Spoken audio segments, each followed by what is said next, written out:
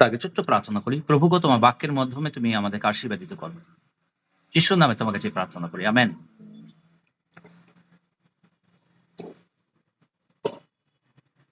15 অধ্যায় 15 পদ সেখানে বলছে, আমি তোমাদিগকে আর দাস বলি না,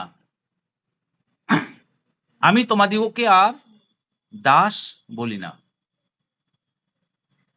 কেননা প্রভু কি করেন দাস তাহা জানে না, কিন্তু তোমাদিগকে আমি বন্ধু বলিয়াছি। কারণ আমার পিতার নিকটে যাহা শুনিয়াছি সকলেই তোমাদিগকে জ্ঞাত করিয়াছি। বলি আমেন। দাস আর বন্ধু,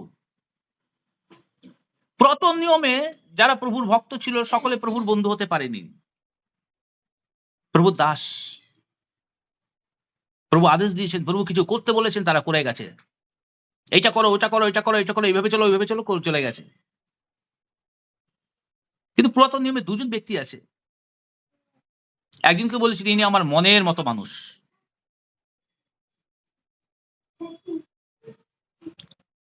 আব্রাহাম ছিল প্রভুর বন্ধু, ঈশ্বরের বন্ধু। আব্রাহামকে বন্ধু বলেছিল। সবাই হতে পারে না।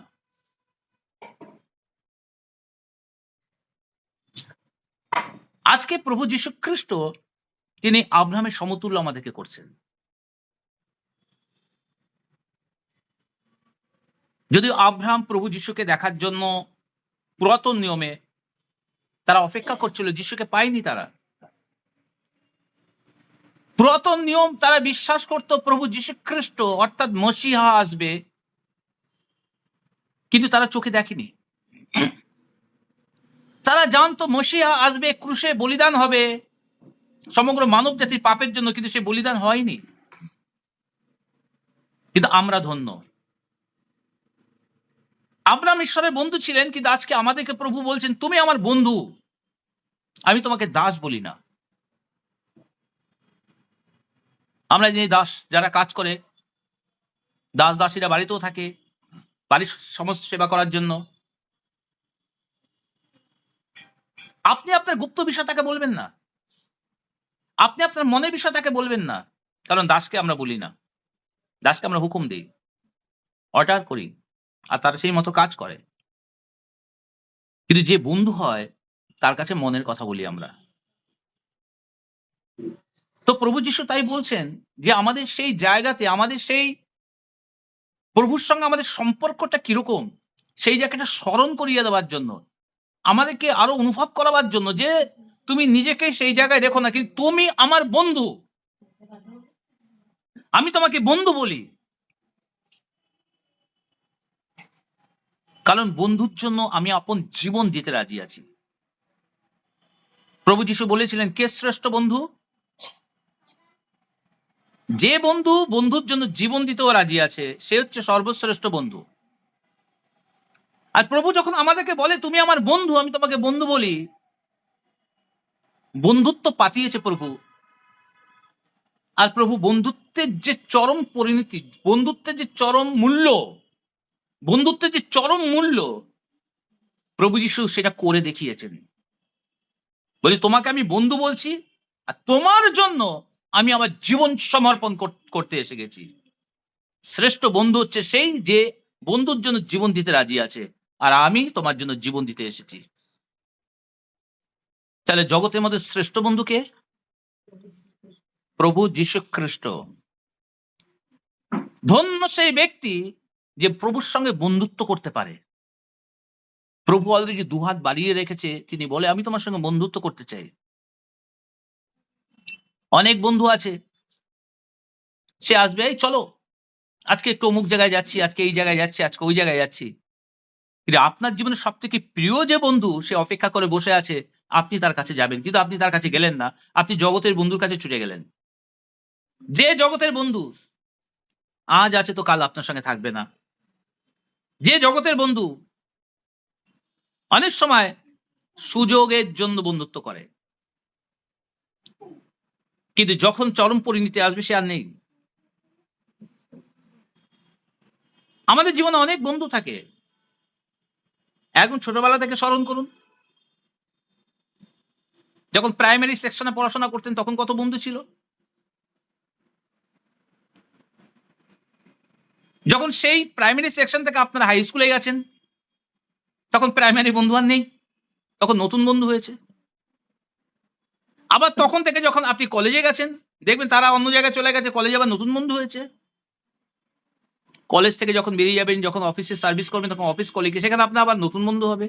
তাদের আর দেখাই, কলেজে পড়তাম একসঙ্গে, দেখা হলো ১ বছর পর, ৬ মাস পর।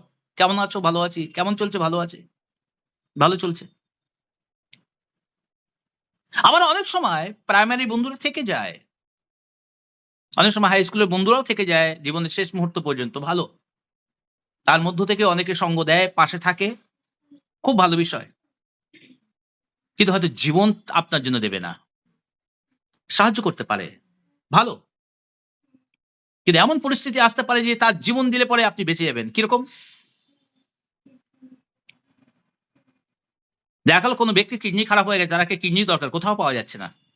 তার একমাত্র প্রিয় বন্ধু যে সারা জীবন তার সঙ্গে ছিল, তার কিডনি দিতে হবে। উনার কিডনিটাই মিলে যাচ্ছে। অনেক সময় দেখবেন পিছিয়ে গেছে। না, আমি এটা পারব না। এমন এক পরিস্থিতি আসতে পারে যে আপনার অনেক টাকার দরকার আছে।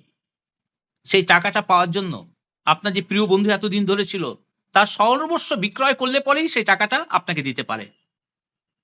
সেই বন্ধুকে বলো, "বন্ধু, আমার এত টাকার দরকার, আমি মহা বিপদে পড়েছি। সেই টাকা কোথায় পাই? তোমার একমাত্র জায়গা, জমি, বাড়িঘর সব বিক্রি করলে সেই টাকাটা পূর্ণ হতে পারে। তুমি কি রাজি?"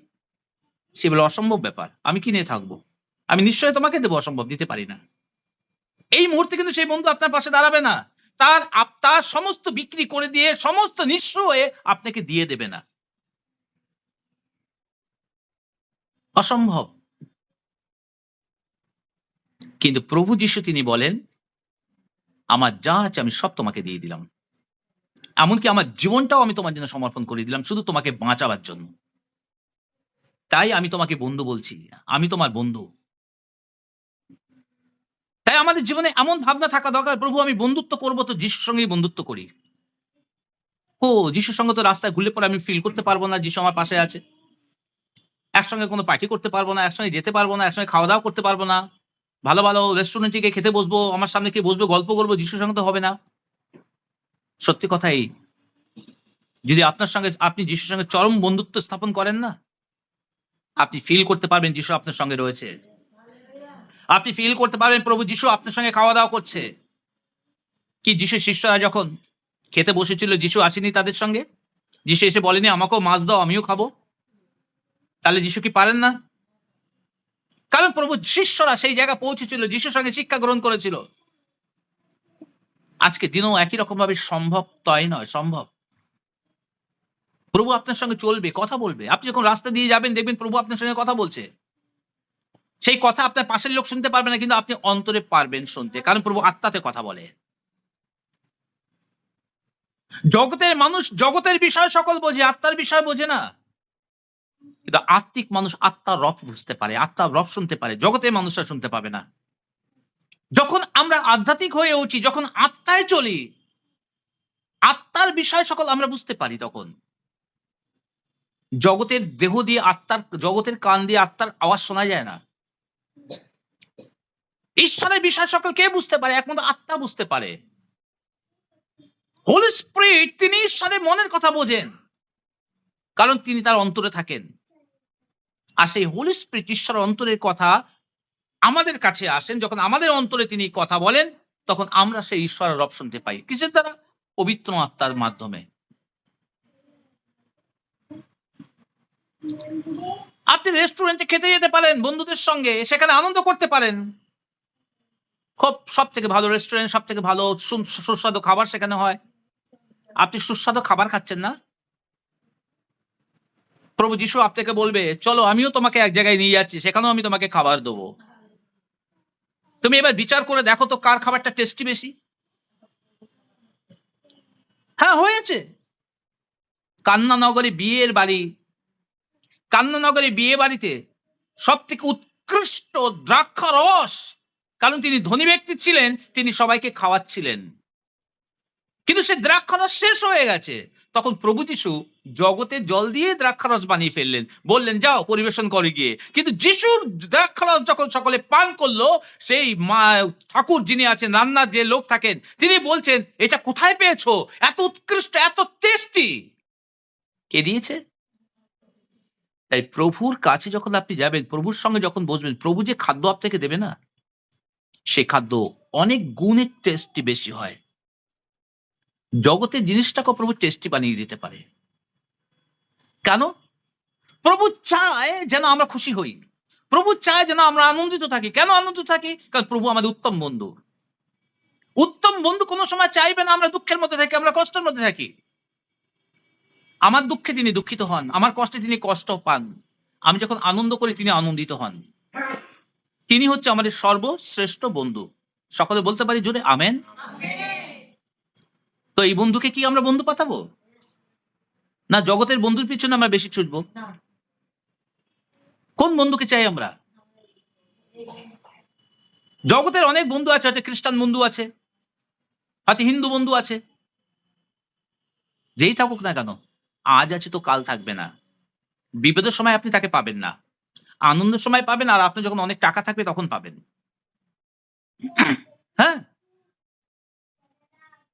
আমার জীবনে ছোটবেলা থেকে মানে মানে ব্যাচেলর যখন ছিলাম, যত যেটুক দরকার ছিল আমার অর্থ তার থেকে বেশি আমি কামাতাম। সেই সময় কথা বলি, আমি বেশি কামাতাম। আমার যত বন্ধুরা আছে সব থেকে আমার ইনকাম বেশি ছিল। আমি আমার বাবার কাছ থেকে হাত খরচা নিতাম না, আমি নিজে ইনকাম করতাম। আমি অনেক ছোটবেলা থেকে ক্যারাটে স্কুল শুরু করেছিলাম, আর ক্যারাটে স্কুল আমার সবসময় সব থেকে রমরমা ছিল। অনেক ইনকাম করতাম এবং আরো ইনকাম ছিল। আর আমি সব খরচা করতাম বন্ধুদের পিছনে। কারণ আমি বন্ধুদের খুব ভালোবাসতাম। বন্ধুদের সঙ্গে চলতে ভালোবাসতাম, বন্ধুদের সঙ্গে ঘুরতে ভালোবাসতাম। আর মেক্সিমাম খরচা আমিই করতাম বন্ধুদের জন্য। এই রেস্টুরেন্টে যাওয়া, ওখানে যাওয়া, এখানে যাওয়া, সিনেমা দেখা, যাই কিছু করা সব আমি খরচা করতাম। আমার পকেট থেকে যেত। আর সব যার ফলে সব বন্ধুরা আমার সঙ্গে ভিড় থাকতো। এমন একদিন আসে যখন আমার কাছে কিচ্ছু নেই। কিচ্ছু নেই। এক বন্ধু আছে তাকে বলা হয় নারদ বন্ধু। এর কথা ওর কানে, ওর কানে ওখানে সারাক্ষণ দিয়ে বেড়ায় এরকম।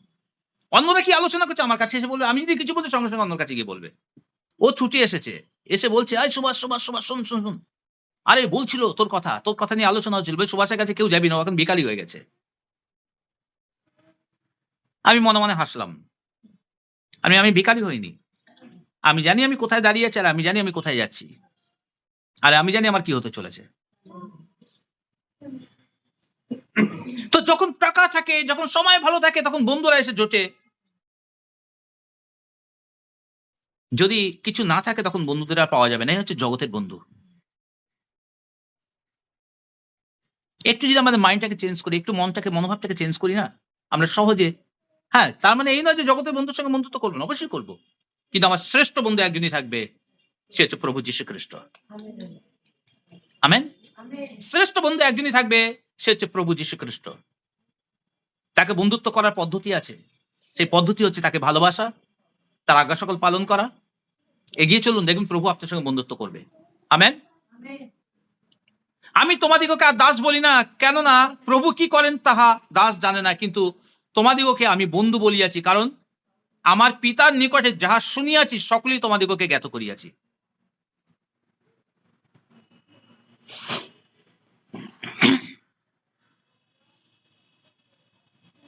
আদি পুস্তক 18 অধ্যায় ঈশ্বর বলেন আব্রাহামকে,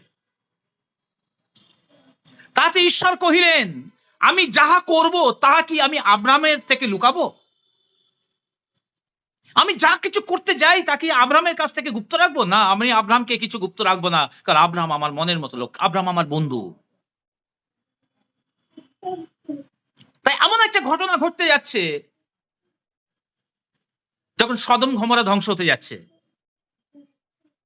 ঈশ্বর আগে আব্রাহামকে জানালেন, আব্রাহাম, আমি সদম গমোরা ধ্বংস করে দেবো।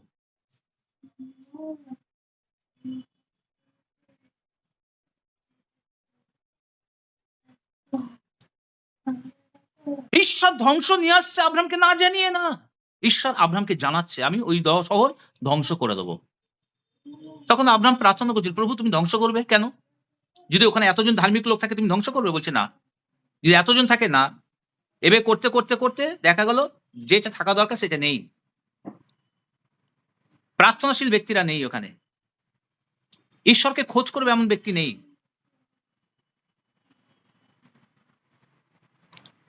যদি কোনো অঘটন, যদি কোনো খারাপ পরিস্থিতি আপনার জীবনে আসছে, মনে রাখবেন ঈশ্বর আপনার অন্তরে এসে বলে দেবে, ভয় করো না, তোমার সামনে খুব ভয়ানক সময় আসছে, আর ওই সময় আমি তোমার সঙ্গে সঙ্গে থাকবো, আমি তোমাকে ছাড়বো না। যখন আমরা ঈশ্বরের এই আওয়াজ শুনি, রব শুনি, তখন ওই পরিস্থিতি যখন খারাপ আসে সেখানে আমরা খুব সাহসের সঙ্গে চলি, কারণ আমরা জানি এই পরিস্থিতিতে প্রভু আমাকে ছাড়েননি, প্রভু আমার সঙ্গে সঙ্গে আছেন। কারণ প্রভু আমাদেরকে না জানিয়ে কিচ্ছু করেন না। কাকে না জানিয়ে করেন না? তার বন্ধুকে। প্রভু বন্ধুকে সব জানান না, দাসকে জানাবেন না, বন্ধুকে জানান। যদি প্রভুর আমরা বন্ধু হই, তাহলে বন্ধু প্রভু আপনাকে সকল কিছু আগে থেকে জানিয়ে দেবেন, আর আপনি জানবেন, আপনি এও জানবেন কতক্ষণ এই সমস্যা থাকবে, আর তারপরে প্রভু আপনাকে কি দিতে যাচ্ছে। আর প্রভু আপনাকে বন্ধু করেছেন।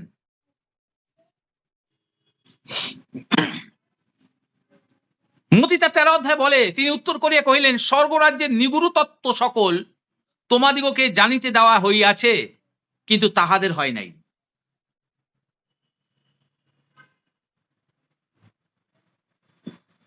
স্বর্গরাজ্যের নিগুড় তত্ত্ব, গুপ্ত বিষয়, স্বর্গের যে পরিকল্পনা ঈশ্বর যে প্ল্যান করে রেখেছেন জগতের জন্য, মানুষের জন্য, জগৎ সংসারের জন্য ঈশ্বরের যে পরিকল্পনা, মানুষের জন্য যে ঈশ্বরের পরিকল্পনা, ওই পরিকল্পনা ঈশ্বর গুপ্ত রেখেছিলেন। আর যখন ঈশ্বর গুপ্ত রেখেছে তখনকার সময় থেকে মানুষ জানবার জন্য চেষ্টা করে গেছে, অনেক ধার্মিক ব্যক্তিরা জানবার জন্য চেষ্টা করেছে ঈশ্বরের পরিকল্পনা কি তা জানার জন্য। অনেক মানুষরা বনে জঙ্গলে পাহাড়ে ধ্যান করতে করতে বড় দাড়ি হয়ে এখানেই মারা গেছে, কিন্তু ঈশ্বর তাদের কাছে প্রকাশ করেনি। জগতের কাছে সেই মানুষরা অনেক মহান, উনি একজন মহান ব্যক্তি। দেখো ধ্যান করতে করতে গাছ গয়ে গেছে তার থেকে, দেখো ধ্যান করতে করতে ওখানে মোড়ে পাথর হয়ে বসে রয়েছে, কিন্তু ঈশ্বরের সেই নিগুড় তত্ত্ব ঈশ্বর তাদের কাছে প্রকাশ করেনি। ঈশ্বর তার নিগুড় তত্ত্ব মানে গুপ্ত বিষয় পরিকল্পনা সকল প্রকাশ করেছে আমাদের কাছে। কেন? কারণ প্রভু যীশু খ্রিস্টের মাধ্যমে আমরা তার বন্ধু হয়েছি, তাই তিনি আমাদের কাছে প্রকাশ করেছেন। মহান মহান ব্যক্তিরা চেষ্টা করেছে ঈশ্বরের গুপ্ত বিষয় জানার জন্য, কিন্তু জানতে পারেনি। প্রভু যীশু তা স্বীকার করছেন এখানে। প্রভু যীশু মতি তার 13 অধ্যায় 11 পদে স্বীকার করছেন, তিনি বলছেন, তিনি উত্তর করিয়া কহিলেন, স্বর্গরাজ্যের নিগুড় তত্ত্ব সকল তোমাদিগকে জানিতে দেওয়া হইয়াছে, তাহাদিগকে হয় নাই, কারণ তাহারা যোগ্য ছিল না, তারা চেষ্টা করেও পারেনি, কারণ সেই সময় আসেনি। এখন সময় ঈশ্বরের গভীর বিষয়, ঈশ্বরের মনের কথা, ঈশ্বরের পরিকল্পনা তোমাদের জ্ঞাত করা হচ্ছে, তোমাদেরকে জানানো হচ্ছে। আর যখন ঈশ্বর তার গভীর তত্ত্ব আমাদেরকে জানাচ্ছেন, সেটাকে কি বলি আমরা? ঈশ্বরীয় জ্ঞান। ঐশ্বরীয় জ্ঞান কি বলি? ঐশ্বরীয় জ্ঞান সবার নেই। বাইবেল পড়ে আমি দেখি অনেক সময় ফেসবুক, নানারকম ইউটিউবে নানারকম ভাবে অনেকে রিল ছাড়ছে বাইবেলের বিষয় নিয়ে, বাইবেলের জ্ঞান নিয়ে।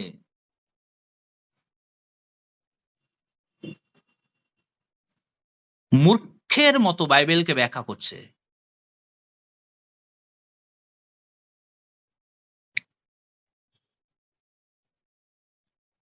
আবার জগতের অনেক মানুষেরা আছে, তারা বাইবেলকে নিয়ে মূর্খের মতো তারা বাইবেলকে তর্জমা করছে, ব্যবহার ব্যাখ্যা করছে। কিন্তু ধন্য আপনারা, ধন্য প্রভু তাদেরকে করেছেন যারা বাইবেলের এই সত্যতা বুঝতে পারছেন, কারণ প্রভু আপনার কাছে প্রকাশ করেছে। প্রথম করিন্থীয় তার 2 অধ্যায়ের 7 পদে বলছে,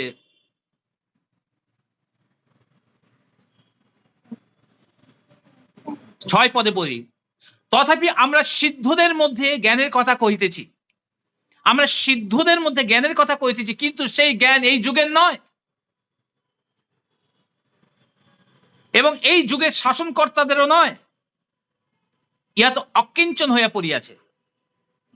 তা আমরা যে জ্ঞানের কথা বলছি, এই জ্ঞান কোথাকার জ্ঞান? স্বর্গরাজ্যের জ্ঞান। কি জ্ঞান? যা প্রকাশ করা হয়েছে সেটা আমাদের কাছে জ্ঞান স্বরূপ। কি জ্ঞান? মানুষ কিভাবে পরিত্রাণ পেতে পারে, মানুষ পরিত্রাণ পাবার জন্য একজনকে মানুষের হয়ে বলিকৃত হতে হবে, বলি হতে হবে, সে প্রভু যীশু খ্রিস্ট নিষ্কলঙ্ক। তিনি মানব জাতির হয়ে তিনি ক্রুশে বলি হয়েছেন, তিনি 3 দিন পর জীবিত হয়েছেন। জগতের জ্ঞান, জগতের জ্ঞান তারা বলবে এটা মিথ্যা কথা, কোনদিন হতে পারে না, কোনদিন হয়নি এরকম। একজন মানুষ মারা গেছে, কবরে চলে গেছে, আবার 3 দিন পরে জীবিত, এখনো জীবিত আছে, এখনো মরেনি। বিশ্বাস করি না, সত্য কথা, এটা অবিশ্বাস্য, এটা বিশ্বাস করা যায় না। জগতে মানুষ কোন সময় ভাবতে পারবে না, বিশ্বাস করা অসম্ভব। এটা এটা এটা এটা সায়েন্সের বাইরে। কোন সায়েন্স এটা মানবে না যে একটা মানুষ মারা যাবার পর কবরে গন্ধ হয়ে গেছে তার শরীর, আবার সে জীবিত হয়ে গেছে, আর কোনোদিন মরেনি, সে এখনো মরেনি। না না না, এটা হতে পারে না, এটা গল্প, এটা গল্প। জগতের মানুষেরা বলবে এটা গল্প। তাহলে আপনি কি করে বলবেন এটা সত্যি? আপনিও পারবেন না এটা প্রমাণ করতে। শুধু কিছু ইতিহাস আছে, আপনি সেই ইতিহাসের কথা বলবেন না। ইতিহাস আছে, প্রভু যীশু খ্রিস্ট যখন ক্রুশে মারা যান, তিনি সত্যিকারে মরে গেছিলেন। তাকে বল্লম দিয়ে যখন খোঁচা মারা হয়েছিল, রক্ত এবং জল বেরিয়ে এসেছিল, মানে রক্তটা ক্লটে পরিণত হয়েছিল, তাই সেটা রক্ত এবং জলটা আলাদা হয়ে যায়, তাই রক্ত জল বেরিয়ে এসেছিল।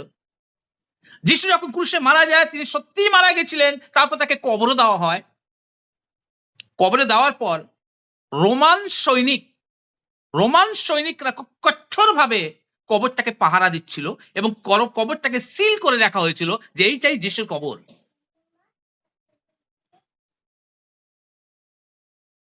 এই যে যিশুকে কবর দেওয়া হয়েছিল, জীবিত হয়েছিল, সেই ইতিহাস যদি আপনি জানেন, তাহলে আপনি বুঝতে পারবেন এটা সত্য ঘটনা। আবার এটাতে তর্ক বিতর্ক হতে পারে, অনেকে আপনাকে জোরপূর্বক চাপাতে পারে। না, আমরা বিশ্বাস করি না। ওই ইতিহাসটা মিথ্যেভাবে লেখা হয়েছে,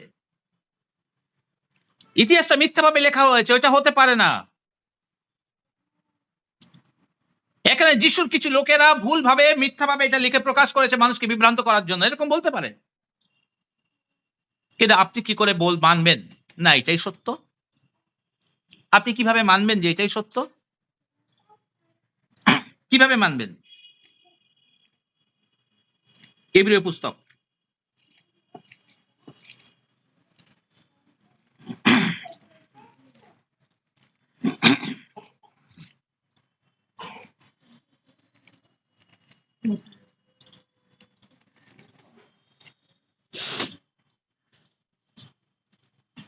এগারো অধ্যায় 6 পদ। যতই যুক্তি, যতই তর্ক, যতই প্রমাণ দেখানোর চেষ্টা করো, যেটা দিয়ে প্রমাণ দেখাবে, কারণ এখন আমরা সচক্ষে দেখিনি, আমরা বাইবেলে পড়ছি, বলবে এই বাইবেলটা মিথ্যা। আপনি বলবেন হ্যাঁ, আপনাকে জোরপূর্বক প্রমাণ করে দেবে বাইবেলটা মিথ্যা। আপনি বলবেন বাবা, তাহলে কি দরকার, তাহলে আমি আগেই ভালো ছিলাম, চলো চলে যাই। সত্য কথা আপনাকে বলি, যিশু জীবিত হয়েছে, কোনো বিজ্ঞান তার প্রমাণ করার সাধ্য নেই, কোনোদিন পারবেও না। কারণ এটা বিজ্ঞানের বাইরে। বিজ্ঞান কি? জগতের যে জ্ঞান, সেটার মধ্যে দিয়ে বিজ্ঞানের সীমাবদ্ধ রয়েছে, তার একটা সীমা আছে, সেটা জগতের মধ্যে সীমাবদ্ধ। ঐশ্বরীয় বিষয় সেটা বোঝার ক্ষমতা তাদের নেই, ওটা একমাত্র ঈশ্বর জানেন। তাই আমাদের করণীয় কি? আমাদের করণীয় হচ্ছে এইটা, কিন্তু বিনা বিশ্বাসে ঈশ্বরের প্রীতির পাত্র হওয়া কাহার পক্ষে সম্ভব নয়। যে ব্যক্তি ঈশ্বরের নিকটে উপস্থিত হয়, তাকে ইহা বিশ্বাস করা আবশ্যক যে ঈশ্বর আছেন। আমাকে বিশ্বাস করতে হবে যিশু আমার জন্য মারা গিয়েছিলেন, আমাকে বিশ্বাস করতে হবে তিনি জীবিত হয়েছিলেন, আমাকে বিশ্বাস করতে হবে। বিশ্বাস কি? বিশ্বাসটা হচ্ছে গিয়ে এই, যে আমি দেখিনি কিন্তু আমি অন্তরে দেখতে পাচ্ছি, যা আমি অনুভব করিনি কিন্তু অন্তরে আমি ফিল করতে পারছি। এটা হচ্ছে বিশ্বাস। বিশ্বাসে আমি আস্তিক, বিশ্বাস আমি জানি এটা হয়েছে, কারণ যেটা লেখা আছে এটা সত্য হয়েছিল। কিন্তু অনেকে বলবে এটা মিথ্যা, কিন্তু আমি বলবো আমি এটাকেই বিশ্বাস করি, কারণ এটা প্রমাণ দেখানো যাবে না। প্রমাণ দেখাতে গেলে কি প্রমাণ দেখাতে হবে? সেই প্রমাণটা আপনি সর্বশ্রেষ্ঠ প্রমাণ, কিন্তু ওইটা অন্যরা মানবে না। তো প্রভু যীশু খ্রিস্ট যে জীবিত হয়েছিলেন এবং জীবিত হওয়ার পর 40 দিন ছিলেন, তিনি স্বর্গে গেছেন, তিনি আবার আসছেন। এসে কি করবেন? তিনি মানুষের বিচার করবেন, সকল মানুষকে সঙ্গে নিয়ে স্বর্গের রাজ্যে চলে যাবেন। এই পৃথিবী ধ্বংস হয়ে যাবে। ও, পৃথিবী ধ্বংস হয়ে যাবে, যিশু আবার স্বর্গ থেকে নেমে আসবেন? এসব গ্যাজাপুরি, এসব গল্পের মতো মনে হচ্ছে, আমি মানি না। তো এই বাচ্চাদের গল্পের মতো মনে হচ্ছে, আমি মানি না। কিন্তু বাস্তবে এটাই হতে চলেছে, কারণ এটা আমরা বিশ্বাসে আমরা এটা অনুভব করি। প্রভু তার নিগুড় তত্ত্ব, এটা হচ্ছে নিগুড় তত্ত্ব, এটা গুপ্ত বিষয়, তিনি ঈশ্বর প্রকাশ করেছেন যিশুর মাধ্যমে, যেটা আমরা জানতে পারি। আর যারা খ্রিস্টেতে নতুন জন্ম প্রাপ্ত, যারা পবিত্র আত্মার দ্বারা পরিচালিত হয়, হোলি স্পিরিট পবিত্র আত্মা তার অন্তরে নিশ্চিত জ্ঞান তিনি দেবেন। এটা যে নিশ্চিত, এটা যে সত্য, তার অন্তরে অনুভব করতে দেবেন, যে পবিত্র আত্মা তার অন্তরে এসে বলবেন এটাই ঠিক, এটাই ঠিক, এটাই ঠিক, এদিক ওদিক তাকিও না।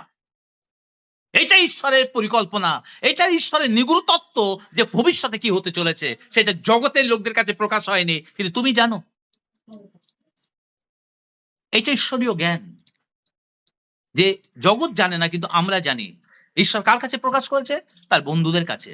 তার বন্ধুকায়ে যে কেউ প্রভু যিশুকে বিশ্বাস করেছে, যে কেউ তার পাপ থেকে ক্ষমা পেয়েছে, যে কেউ তার সন্তান হয়ে গেছে, প্রভু তাকে বন্ধু বানিয়ে নিয়েছেন।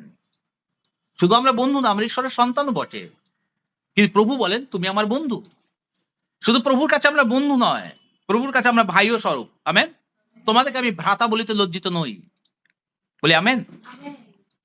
কিন্তু আমরা নিগুড় তত্ত্বরূপী ঈশ্বরের সেই জ্ঞানের কথা কহিতেছি, সেই গুপ্ত জ্ঞান যা ঈশ্বর আমাদের প্রতাপের জন্য যুগ পর্যায়ে পূর্বে নিরূপণ করিয়াছিলেন। এই যুগের শাসনকর্তারা তা জানতে পারেনি, বড় বড় পণ্ডিতগণ তা জানতে পারেনি, কিন্তু ঈশ্বর তা আমাদের কাছে জ্ঞাত করেছেন, আমাদের কাছে জানিয়েছেন, যেন আমরা সেগুলো তোমাদের কাছে প্রচার করি।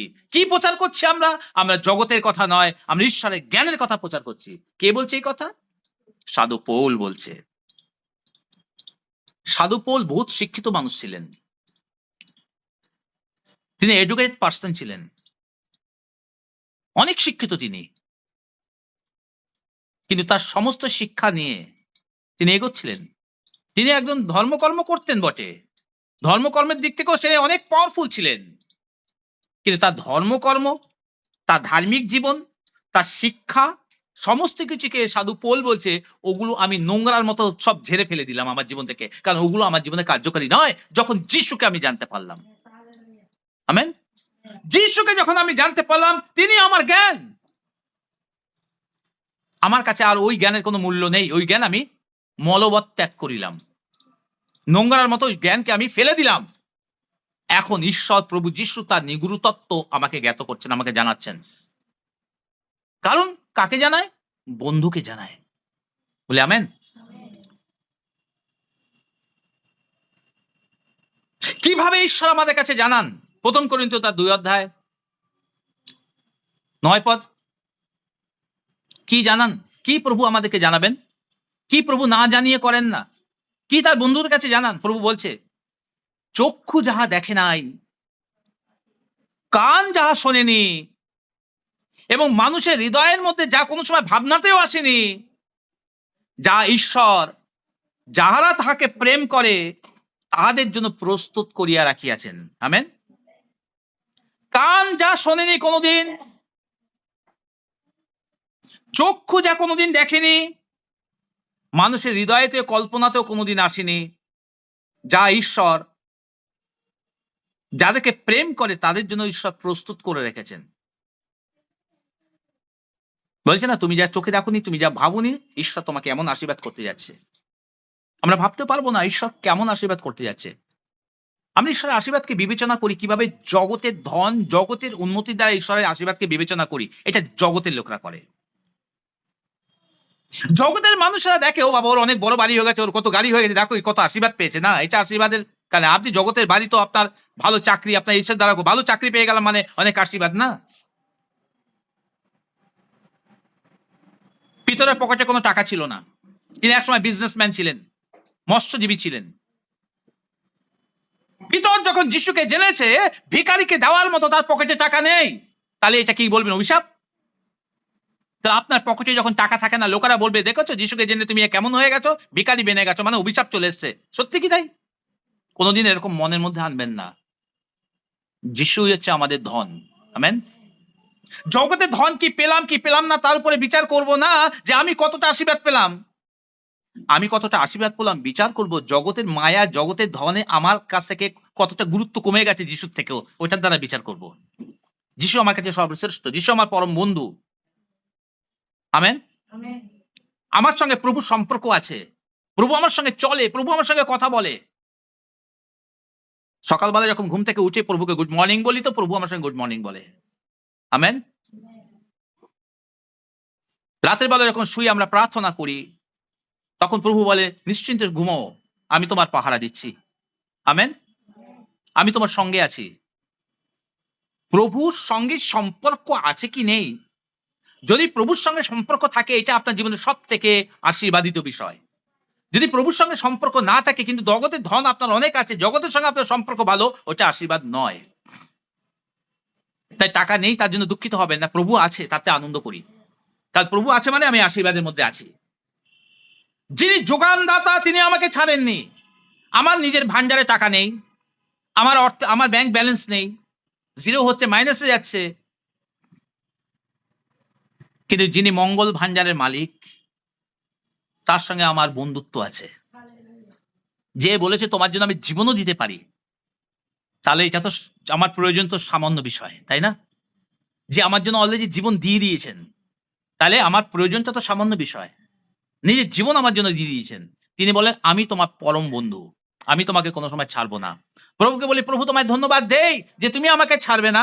এটাই আমার জীবনের সব থেকে বড় আশীর্বাদ। আমার জগতে কি ধন ধন আছে কি নেই, কি বাড়ি পেলাম কি পেলাম না, গাড়ি কি আছে কি নেই, মানুষ আমার সঙ্গে থাকলো কি থাকলো না, ওটা আমার আশীর্বাদ নয়। আমার আশীর্বাদ প্রভু আমার সঙ্গে আছে। প্রভু আমার সঙ্গে থেকে যদি আমি জঙ্গলের মধ্যে বাস করি, ওইটাই আমি বলবো আমি জগতের সব থেকে ধনী ব্যক্তি। প্রভু আমার সঙ্গে থেকে যদি আমার বাড়ি ঘর হয়নি, আমি কুড়ে ঘরের মধ্যে থাকছি, প্রভুকে বলবো প্রভু এটাই আমার জীবনের সব থেকে ধনী ব্যক্তি আমি। একদিন প্রমাণ হবে লাজারাসের মতো আমরা বলবো যে ধনী ব্যক্তি গেটের সামনে পড়ে পড়ে নোংরা, তার গা ছিল, ভিখারি ছিল, অন্য খাবার ফেললে খেত। একদিন প্রভু প্রমাণ করে দিয়েছে সেই ধনী ব্যক্তি আসল ধনী না লাজারাস আসল ধনী। একদিন এই এই কাল না পরকালে যখন গেছে তখন দেখা গেছে আসল ধনী তো লাজারাস ছিল, তাই না? হ্যাঁ, লাজার আসল ধনী ছিলেন। যার শেষ ভালো তো তার সব ভালো। শেষ সময় কে ধনী হবে সেটাই প্রমাণ করবে আসল ধনী কে। তাই প্রভু শেষকালে ধনী হওয়ার জন্য আমি তোমার সঙ্গে সম্পর্ক রাখবো। আমি আমার বন্ধুকে ছাড়তে চাই না, আমি আমার বন্ধুর সঙ্গে চিরকালের জন্য তার সঙ্গে থাকবো। বলি আমেন। কারণ আমাদের কাছে ঈশ্বর তাহার আত্মার দ্বারা 10 পদ, প্রথম করিন্থীয় 2:10 পদ।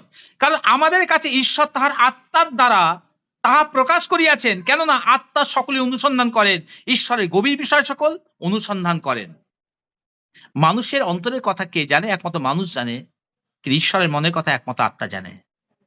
তাই হোলি স্পিরিট, পবিত্র আত্মা যখন আমাদের মধ্যে থাকে, ঈশ্বরের গুপ্ত বিষয়, ঈশ্বরের গুপ্ত মন্ত্রণা আমাদের সামনে কি হতে চলেছে, কি সবকিছু তিনি আমাদের আস্থা দেন, আমাদের বিশ্বাস, আমাদের আশা বৃদ্ধি করেন, আর আমাদের নিশ্চয়তা দেন ভয় করো না, তুমি আমার সঙ্গে সম্পর্ক রেখেছো, আমি তোমাতে খুশি, তুমি আমার পুত্র, তুমি আমার বন্ধু, তাই তোমার ভয় নেই। ভয় তো ওদের আছে যে আমার সঙ্গে সম্পর্ক রাখিনি। বলে আমেন। আমি কি প্রভুর সঙ্গে সম্পর্ক রেখেছি? আপনার সঙ্গে প্রভুর সম্পর্ক কি গভীর আছে, না ব্রেক হয়ে গেছে, না নষ্ট হয়ে গেছে? যদি নষ্ট হয়ে যায় তাহলে মনে করুন আপনার জীবনে কিন্তু বাঁচাবার কেউ নেই। যাকে বন্ধু মনে করছেন সে কিন্তু আপনার ক্ষতি করে দেবে, সে আপনার পাশে থাকবে না। তাই ইমিডিয়েট যদি সম্পর্ক নষ্ট থাকে প্রভুর সঙ্গে, বলবো কি প্রভু আমাকে ক্ষমা করো, আমি জগতের জন্য তোমার সঙ্গে সম্পর্ক নষ্ট করে দিয়েছিলাম, কিন্তু আমি আবার তোমার সঙ্গে সম্পর্ক গড়তে চাই। আমি আবার তোমার সঙ্গে সম্পর্ক করতে চাই। ধন্য সেই যাকে তুমি মনোনীত করিয়া নিকটে আনো, সে তোমার প্রাঙ্গণে বাস করিবে। আমরা পরিতৃপ্ত হইব তোমার গৃহের উত্তম দ্রব্যে। আমেন। আমরা পরিতৃপ্ত হইব তোমার উত্তম দ্রব্যে। যখন প্রভুর সঙ্গে আমরা সম্পর্ক রাখি, বন্ধুকে বন্ধু তার বাড়িতে আমন্ত্রণ করে সবসময়। আমরা পৃথিবীতে থাকবো, কিন্তু বন্ধু বলবে একটু এসো না আমার কাছে, দেখো না আমি স্বর্গরাজ্যে ঈশ্বরের দক্ষিণ পাশে বসে আছি, একটু ঘুরে যাও। আমরা ঘুরতে যাব কি করে যাব? কি করে? তখন আমরা খুঁজবো, দেখি কোন ট্রেনটা যায়, কোন রকেটটা যায়, কোন প্লেনটা যায়। তার টিকিট কাটতে হবে, কারণ প্রভু যিশু আমাকে ডেকেছেন স্বর্গরাজ্যে। না, জগতে কোনো কিছু কোনো কার্যকারী নয় প্রভুর কাছে যাবার জন্য। জগতে কোনো কিছু কার্যকারী নয় স্বর্গরাজ্যে যাবার জন্য। সেখানে যাবার জন্য আপনাকে কোথাও যেতে হবে না। আপনি ঘরে শুধু হাঁটু গেড়ে প্রভুর সামনে দুহাত তুলে প্রশংসা করতে থাকুন, ঈশ্বরের আরাধনা অন্তর দিয়ে করতে থাকুন। পবিত্র আত্মা আপনার মধ্যে আসবে, আপনার আত্মাকে সেখান থেকে কিছু সময়ের জন্য স্বর্গরাজ্যে নিয়ে যাবে। আমেন। স্বর্গরাজ্যে নিয়ে যাবে। জগতের কাছে এটা মূর্খতা, বিজ্ঞানের কাছে এটা মূর্খতা, কিন্তু এটা আসল বাস্তব সত্য। দাউদের জীবনে ঘটেছে এরকম, সাধু পৌলের জীবনে ঘটেছে এরকম, সাধু পৌলের জীবনে ঘটেছে, দাউদের জীবনে ঘটেছে। হনক তো মারাই যায়নি, সরাসরি স্বর্গরাজ্যে চলে গেছিল। তো প্রভু আমাদের যে স্বর্গরাজ্যে ঘোরাতে পারেন। দানিয়েল স্বর্গরাজ্যে ঘুরেছিল। প্রভু আপনাকেও কিছু সময়ের জন্য স্বর্গের টেস্ট দিতে পারে। ঝুমা, তুমি একটু চলে আসো আমার স্বর্গতে, তোমাকে এসে টেস্ট আমি দিতে চাই। প্রার্থনায় তুমি বসলে তখন পবিত্র আত্মা তোমাকে সাহায্য করতে লাগলো। পবিত্র আত্মা তোমার অন্তরে উত্তপ্ত করলো, তোমাকে উদ্দীপ্ত করলো। তুমি প্রার্থনা বসে গেলে, প্রার্থনা বসে সমস্ত অন্তর প্রভুর কাছে ক্ষমা চেয়ে বলবে প্রভু। আর সেই সময় তোমার কাছে একটা, সেই দিনটা, সেই সময়টা তোমার কাছে সর্বশ্রেষ্ঠ সময় হয়ে গেল। এমনই আরাধনা করতে শুরু করলো, তোমার পাশে কি আছে বুঝতে পারছো না, এই পাশে কি বুঝতে পারছো না। এমনই আরাধনা করতে শুরু করলে যে রাতের খাবারটা ভুলে গেলে। এমনই আরাধনা করতে শুরু করলে যে রাত হতে হতে রাত ভোর 4টে বেজে গেল, তুমি বুঝতে পারলে না। কারণ জগতে কোনো কিছু দ্বারা তুমি প্রভাবিত হচ্ছ না। জগতে কোনো কিছু তোমাকে টাচ করে, তোমাকে স্পর্শ করে কিছু করতে পারছে না, কারণ তোমার আত্মাটা স্বর্গরাজ্যে উঠে গেছে অলরেডি। যখন তোমার আরাধনা শেষ হলো, আত্মাকে প্রভু আবার ফিরিয়ে দিলেন, তুমি তখন প্রভুকে ধন্যবাদ দিলে তোমার জ্ঞানেতে। প্রভু তোমায় ধন্যবাদ, আজকে কি ঘটলো আমার জীবনে, আজকে আমার জীবনে কি ঘটলো। আজকে আমি স্বর্গরাজ্য দর্শন করলাম, স্বর্গরাজ্যের অনুভব পেলাম। চিন্তা করতে পারবেন না। যখন প্রথম প্রভুতে এসেছিলাম, তখন একটি কথা বলি, আমি রাস্তা দিয়ে যেতাম, এর আগেও বলেছি, হয়তো মনে আছে আপনাদের যারা, চলতে ফিরতে না আমি একটা কানে আওয়াজ পেতাম সবসময়, একটা অদ্ভুত অনেক জল পড়ছে সেরকম আওয়াজ। আমি বুঝতে পারতাম না কি একটা অদ্ভুত, আর আওয়াজের যে অনুভবটা খুব ভিতরে ভালো লাগতো আমার, একটা আলাদা ফিল করতাম কিছু, কিন্তু আমি বুঝতে পারতাম না কি এটা, কি কি কি কি। একদিন একটা প্রার্থনা সবাই যাই, অন্য প্রার্থনা সবাই, সেখানে আরাধনা চলছে, সবাই আরাধনা করছে, আর সত্যি আর্থিক ভাবে আরাধনা করছে। ওই আরাধনা যখন আমি গেট থেকে দূর থেকে ঢুকছি, দূর থেকে ঢুকতে ঢুকতে আমি ফিল করছি আরাধনার মধ্যে দিয়ে সেই যেন ভেসে উঠছে, সেই আওয়াজ আমি পাচ্ছি।